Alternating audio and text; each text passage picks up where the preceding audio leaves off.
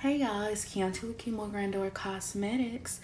I'm making this video to show you guys how I am going to be making my new base lip gloss or just regular clip lip gloss.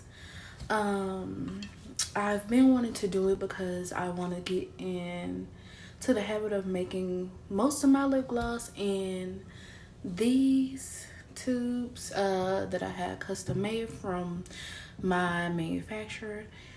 I got them made about 2 years ago, I believe. So I want to go ahead and use these just because it looks better. I'm just to be honest. But the formula I use for the squeeze tubes isn't quite compatible with the wand tube. So I want to go ahead and make this video and show you guys how to make it. And I'm going to be using the Get Puckered lip. Turn into a girl's best friend.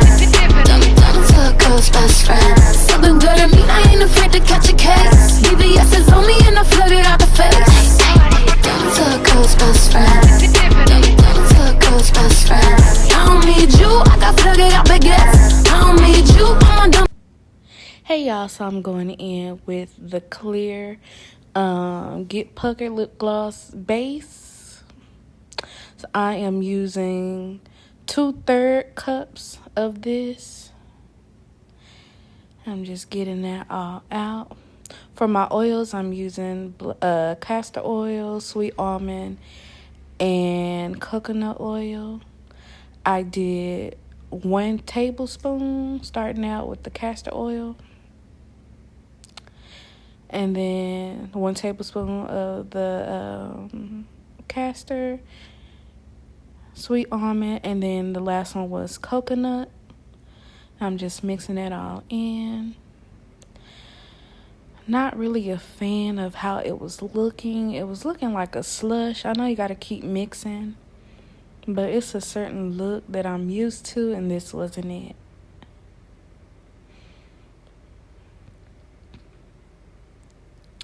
So we're just gonna mix in, mix. And because I didn't like it, I did another 1/3 cup of the Get Puckered Versagel. So it ended up being 1 whole cup, essentially. So I'm just going to mix that all the way through. Now I'm going to use my isobutene. And I want to say that I also used 1 tablespoon of that as well. And this helps for shine and to thicken up your lip gloss. So for my basic lip glosses, and my lipsticks, I always just use the vanilla and the honeysuckle flavoring oil.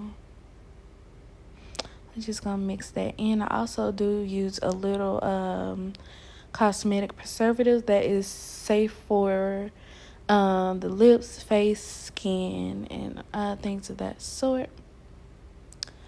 So now I'm gonna go in with my syringes and my pipette so that I can put the lip gloss in the tube that I will be using. As you can see, I just sucked it in from that. Normally I would use the top part to insert it, but this is just for me. So yeah. So let's see. This was the first attempt. I'm doing it a lot of off camera. I'm sorry, y'all. I wasn't really a big fan of this lip gloss base. I'm not even gonna lie. But you'll see here. It was very dry and it wasn't shiny enough. So second attempt. So I am using the ABA Cosmetics Versagel, which is what I'm used to, even though I usually don't order directly from them, but my old supplier did, so I'm used to that. And it did save this clear lip gloss. I just had to keep working with it, see how much oil I needed.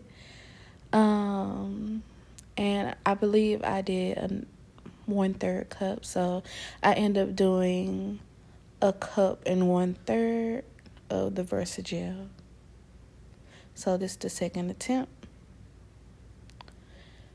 Now it's almost there, but the texture was off, but I was feeling the shine. I definitely was. So I did another teaspoon of coconut oil, as well as the sweet almond oil. I don't use much castor oil because it tends to look a little dull, so I use more sweet almond oil and coconut oil because that will help thin it out. But the sweet almond oil tends to add more shine and keep it thick at the same time. So this is the third attempt. I'm just going in and inserting that into the tube. Let's see what we have.